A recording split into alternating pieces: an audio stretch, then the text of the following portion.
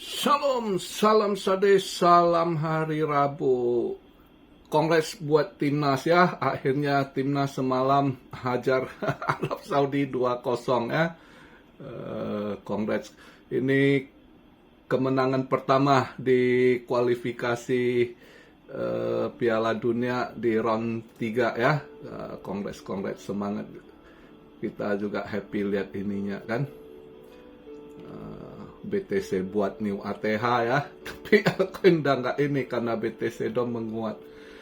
Nanti kita bahas timnas, ada tadi Om bahas timnas dikit Om, gimana tanggapannya? Iya, nanti di penghujung video ya kita bahas ya. Memang ini kita ambil kesimpulan lah dari dua pertandingan ini ya, lawan Jepang dengan lawan Arab ya, nanti di penghujung. Jadi sebelum kita bahas ke sana, kita lihat market dulu nih, ya. Wasau semalam hijau lumayan tebal juga, tapi karena udah hijau, mas saya bilang saya pengen long sebenarnya, tapi karena udah duluan dia hijau lumayan, makanya nggak jadi masuk, ya kan. Nah, tapi di kriptonya saya lumayan semalam, saya short Habar sama XTZ lumayan dapatnya, ya. Pas saya buat video waktu itu, Habar 15 sen, baru nyentuh 15 sen. Pas lagi buat video tuh saya lihat, oh ini habis upload, nanti saya mau short Habar sama Tesos XTZ. XTZ waktu saya buat video di $1.20 gitu kan. Nah pas saya habis buat video, Habar lupanya udah duluan turun di 14 sen 36 kalau nggak salah, tapi nggak apa-apa, saya short juga karena saya tahu udah mau koreksi. Pas saya habis buat video upload, Habarnya udah mulai turun 2% something gitu ya. Dari waktu buat video saya lihat waktu itu di 15 sen, habis upload saya mau masuk market, saya cek udah agak drop di 14.36. Ya udah nggak apa-apa, 14.36 sen saya yakin dia memang udah harus fase koreksi, udah saya short dapat. XTZ nggak berubah, $1.20 waktu saya masuk, lumayan juga dapatnya.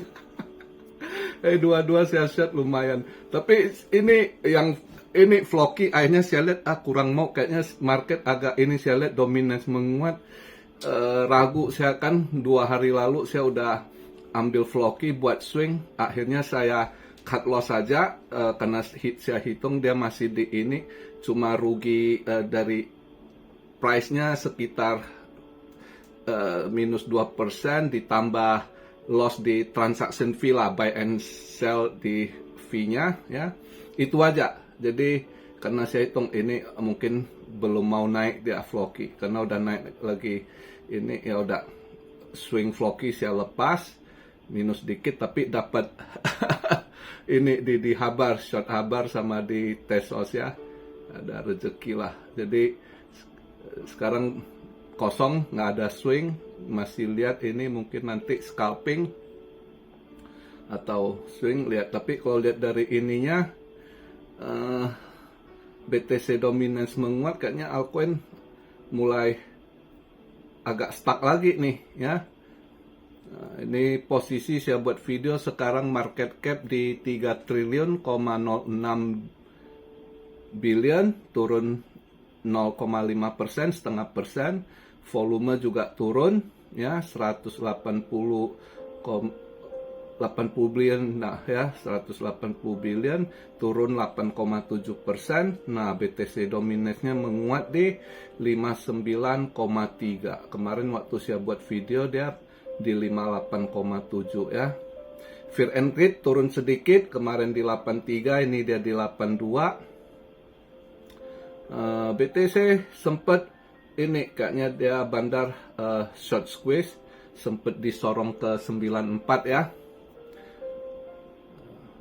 Tapi terus nutup balik dia tadi daily di 922 ya, 92,2 something, hampir 92,3, tapi ya 92,2 lah hitungannya ya. Ini Ethereum juga agak koreksi juga ya, 1,75% di $3.096. Solana juga koreksi 3,5%, yaitu di 233. BNB 1,5% koreksi, XRP 5% dia koreksi kemarin $1.14 ya, ini $1.08 ya. Ya pada koreksi ini masih koreksi sehat ya. Kalau dilihat ininya, Stellar juga koreksi ya karena dia BTC dominance menguat ini. Jadi yang udah naik-naik tinggi ini pada koreksi. Habar lumayan saya dapat short semalam ya. XTZ juga lumayan saya dapat short, lumayan lah. Dua-dua itu semalam saya short lumayan dapatnya.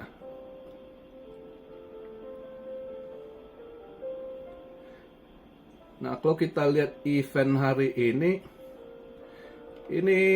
pagi ini market Asia juga nggak gimana, flat, karena pagi ini kan ada ini lihat data Cina banknya cut rate atau enggak ya, ternyata nggak cut rate ya, memang lihat dari forecastnya memang nggak cut rate, jadi memang dia nggak rencana cut rate bulan ini ya, makanya market dibuka juga flat untuk market Asia. Nah semalam itu dua alasan gold masih terus menguat ya, itu salah satu kalau lihat dari eventnya secara fundamental kan saya bilang ini lihat data CPI pada naik lagi tuh ya, CPI di Euro ya, terus Kanada juga mengalami CPI-nya lumayan naik juga ya, di atas dari forecast ya, makanya nah itu satu yang picu seharusnya dolar agak melemah dikit, gold naik gitu. Nah waktu itu habis keluar data ini gold menguat juga gitu ya, tapi dolar nggak terlalu ini drop karena dia Atlanta Fed GDP now agak bagus dikit, agak naik dikit dia Atlanta Fed, jadi makanya masih tertahan dolar 106, tapi gold masih positif naik hijau ya tadi malam karena dengan berita ini. Nah BTC naik juga hit ke 94 ya, gold juga naik itu dengan berita Putin menandatangani dekret nuklir ya, jadi dia tanda tangan dekret nuklir karena kan diberitakan Ukraina minta rudal dari Amerika itu untuk rudal yang tembakan jarak jauh gitu, jadi Ukraina ini mau nyerang lebih dalam lagi ke Rusia ya. Nah Putin ngamuk, lu kalau memang mau ini kan, nah makanya dia tanda tangan deklir, gua hajar lu pakai nuklir ini, udah dia tanda tangan gitu. Nah market pada ini takut perang dunia ketiga ya, perang nuklir gitu, karena dia udah tanda tangan nih dekret nuklirnya. Nah market BTC bandar pakai momen ini juga untuk short squeeze ya.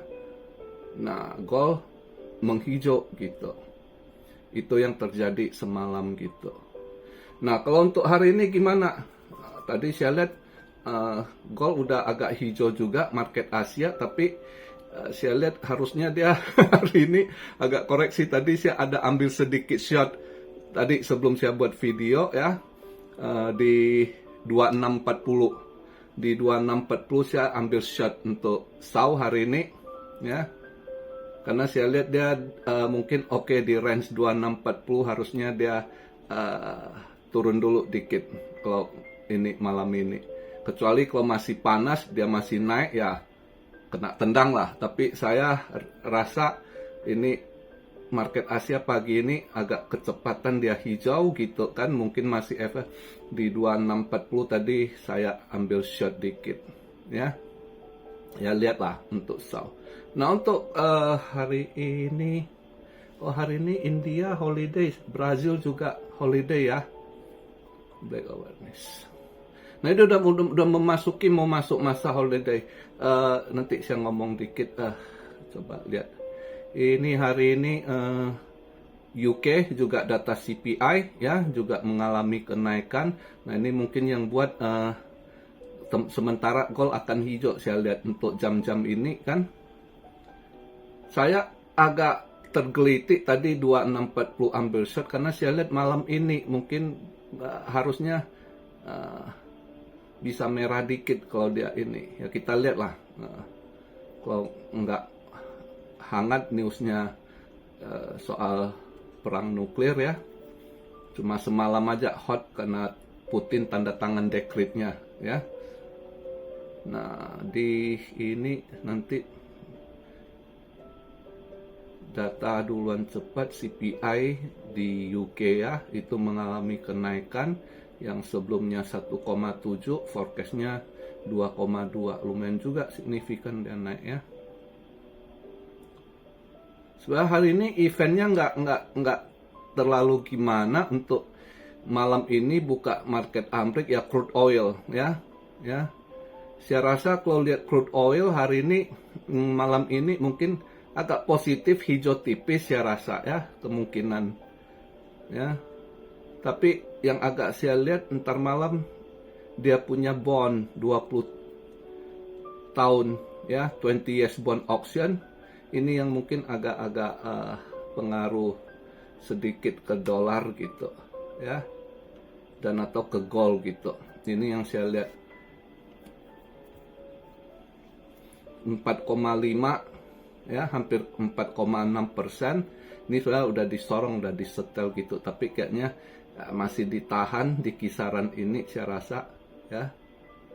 Kalau ditahan mungkin ya gold masih bisa agak sedikit koreksi mungkin, itu yang saya perkirakan. Maka tadi disorong hijau lumayan di 2640, ya udah saya coba ambil short dikit untuk SAU hari ini ya. Nah, kalau untuk kripto, kalau mau scalping hari ini ya kalau saya akan short lagi beberapa koin, cuma hari ini nggak pengen. Semalam udah dapat ya. Ini udah agak dia koreksi karena saya lihat udah semalam yang momen tepat kalau mau short gitu. Saya lihat memang semalam momennya pas untuk short gitu. Karena saya lihat memang mau ada koreksi ya, beberapa koin yang habis gas, ternyata justru BTC Dominance lebih menguat gitu. Nah, jadi beberapa mengikut altcoin yang lainnya. Ini udah mulai agak koreksi gini ya, saya nanti dulu lah ya.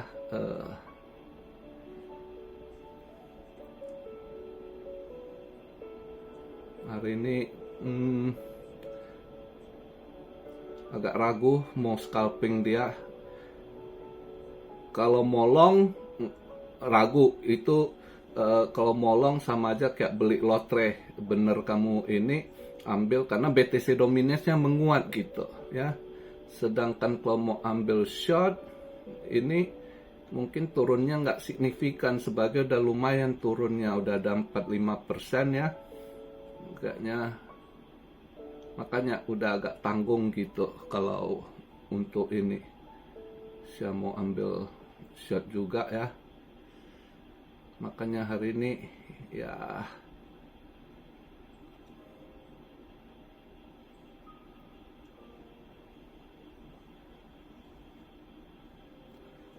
tanggung sih. Ya ada beberapa koin yang bisa saya lihat gitu. Kalau mau di short juga bisa ya. Misalnya apa?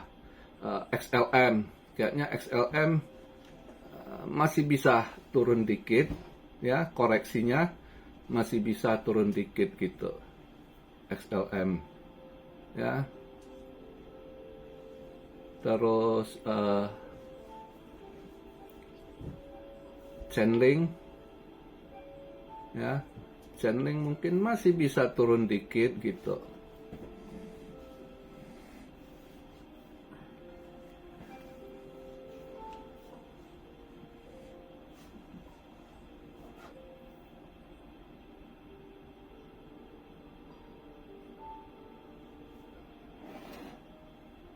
Ada tanya, kok Phantom gimana? Phantom kurang ada berita, kamu minta siapa? Nggak ada gimana juga. Ya, kemarin itu ada balik mantul dikit lah di bulan-bulan berapa waktu itu ya, Phantom ya, sempet drop udah dalam, dia agak mantul. Nah terus juga nggak ada gimana news, si Andre Cronje juga nggak ada gimana update news ya, jadi Phantom ya kurang ini juga kayaknya, masih agak lemah juga lah ya performanya, karena nggak ada, kalau lihat dari kalender eventnya juga nggak ada gimana gitu, makanya dia masih ini ya.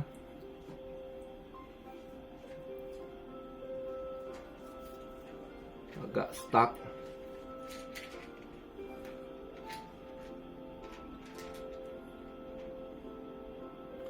Ya kita lihatlah, cuma agak hati-hati ya, jangan kejar atas, ini agak hati-hati. Walaupun dilihat dibilang good news ini akan ke 100.000 ini itu, kalian hati-hati. Karena kenapa?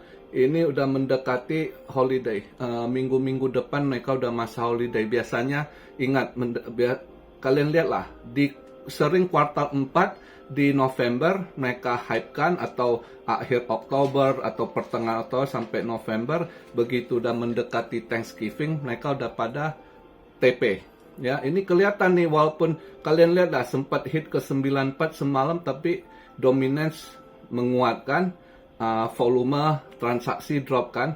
Ini mereka pada TP, ada yang udah mau cepet, ada yang karena minggu depan udah untuk orang Amrik, mereka udah masuk masa holiday gitu ya, udah mau Thanksgiving ya, ini udah juga nanti Black Friday ya.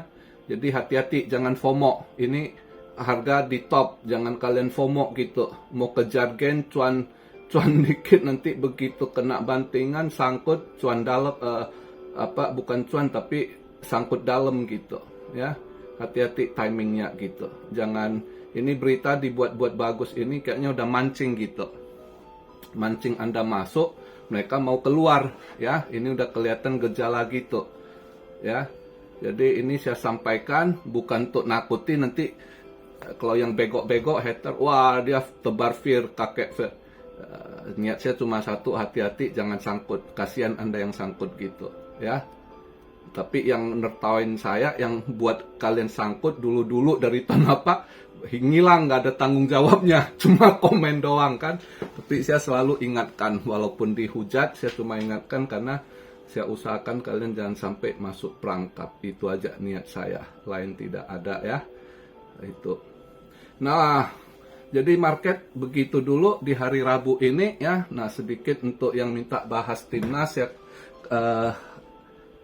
Istilahnya kalau lihat dari dua pertandingan lah, saya kan waktu lawan Jepang saya udah bilang saya cuma berharap seri. Kalau Indonesia bisa menang ya faktor laki yang sangat besar, tapi secara ini ya masih kalah. Ternyata benar.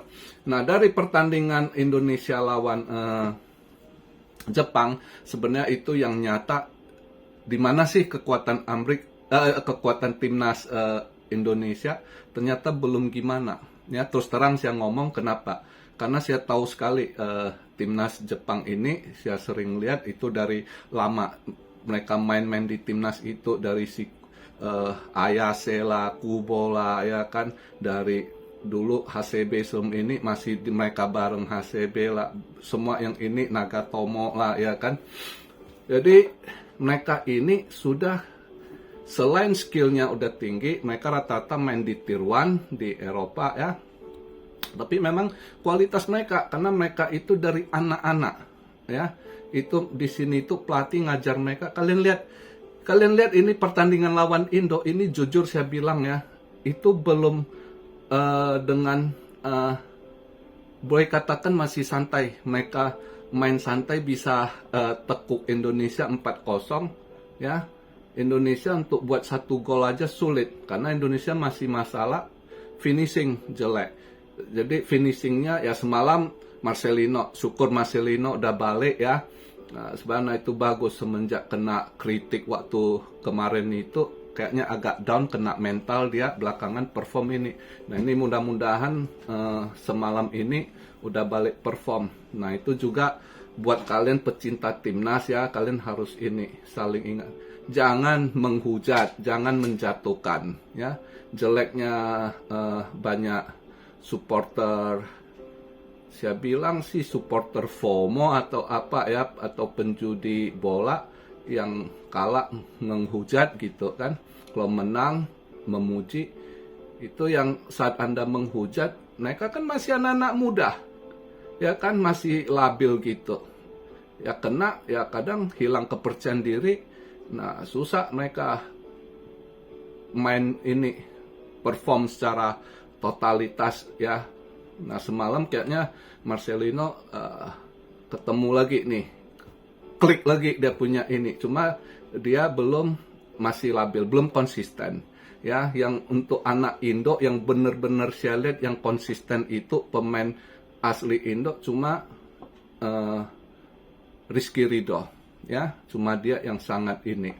Termasuk yang anak-anak muda dari ini anak-anak diaspora itu banyak yang masih muda, mereka belum mateng, jadi masih up and down gitu, kadang perform bagus, kadang agak down gitu.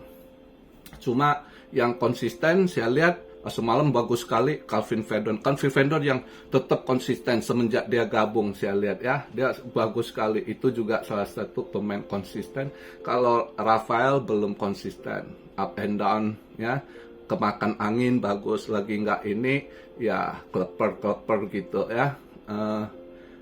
Ragnar 80%, belum 100% konsisten, 80, tapi dia bagus depan, spirit cepet gitu ya. Boleh Ijes di back konsisten, cuma lawan Jepang agak keteter lah karena movingnya agak agak lambat dari pemain Jepang gitu. Jepang cepet sih, akurat gitu ya. Jadi di situ. Jadi ke depan masih banyak yang stabil, agak lambat ya, cuma agak lambat Tom Haye gitu. Jadi kalau kita lihat dari keseluruhan sebenarnya belum ini. Jadi banyak yang salahkan ST juga nggak bisa totalitas salahkan SDY gitu.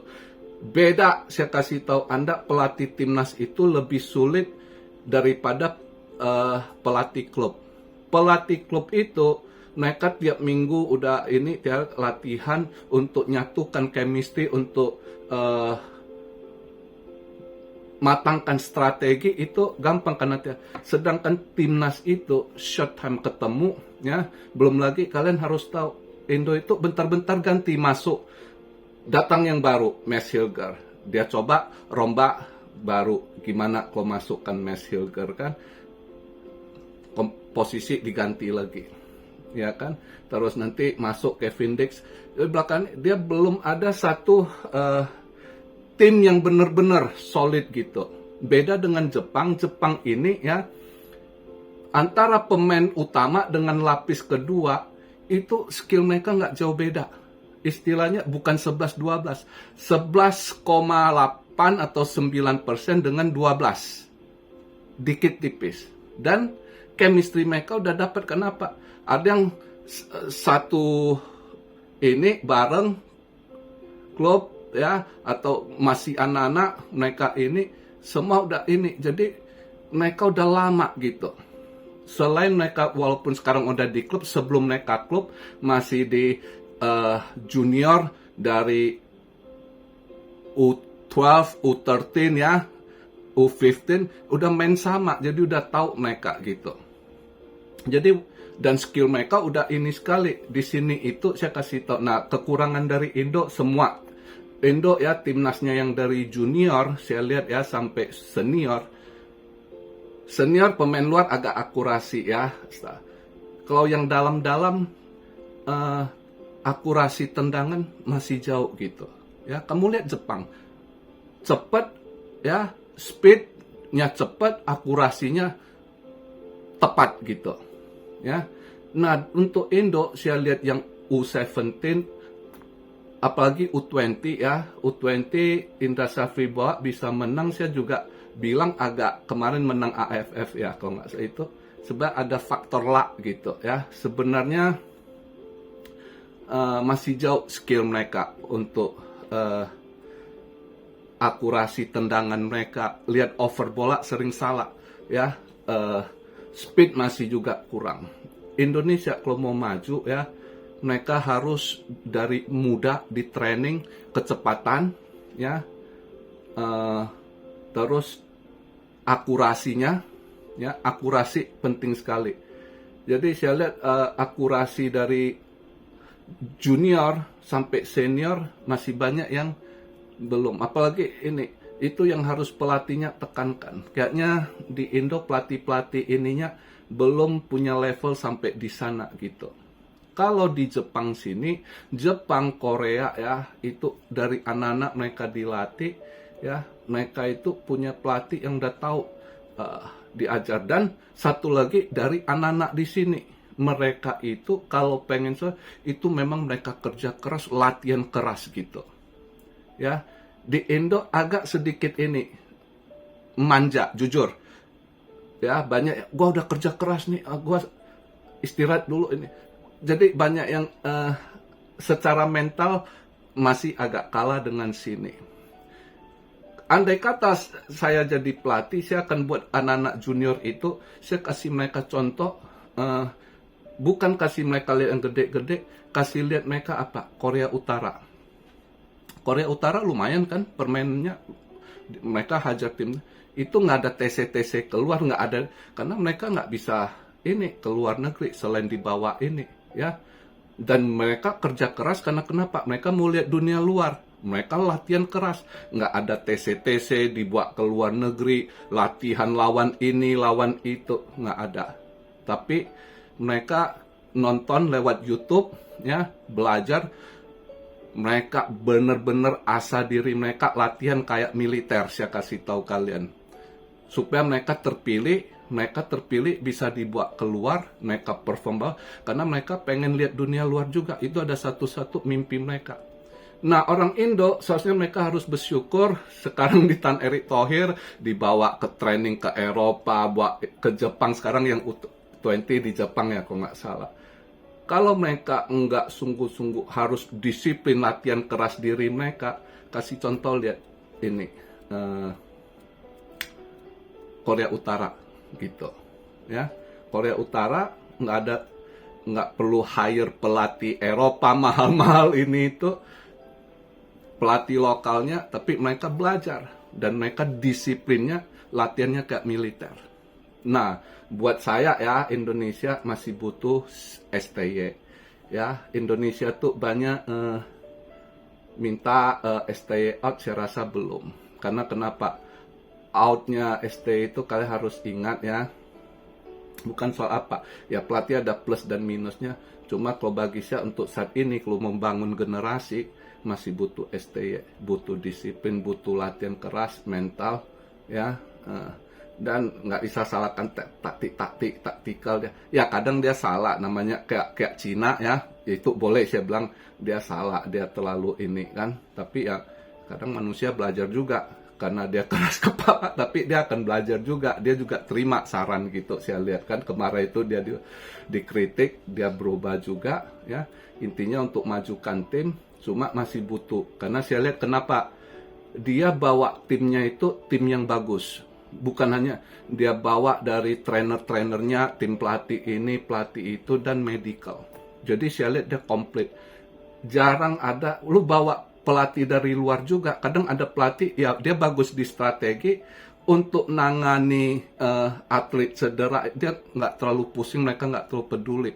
Jadi plus minus. Nah, buat saya kalau saya lihat STY ini, dia detail, dia perhatikan atletnya, ya. Makanya Indonesia harus belajar, jangan seperti dulu, kayak kasihan atlet cedera, mereka nggak ngerti tangani. Saya lihat kasusnya si Hernando Ari, kiper itu kan, sekarang mereka juluk ya Pak Lego, karena nggak tertangani baik, dia punya ini bahunya, ya. Nah kalau di sini pas injur, mereka punya tenaga ahli, dokter yang kamu nggak bisa dipaksa main. Sedangkan saya dengar dari beberapa ini player yang diinterview zaman sebelum STY, mereka ini ya pelatihnya nggak ngerti nangani kalau mereka injured tuh harus gimana, ya kan. Akhirnya suatu saat si pemain atlet ini agak udah pensiun, itu cedera terus jadi masalah mereka gitu, ya. Nah itu yang harus diperhatikan saya rasa. Jadi overall tahun depan, nah kita lihat gimana racikannya. Masih belum ada kestabilan, itu yang harus Indonesia ini. Bukan karena wow si Kevin Dick dia main di Liga Champion, ya nggak juga, harus ada chemistry dulu gitu, ya.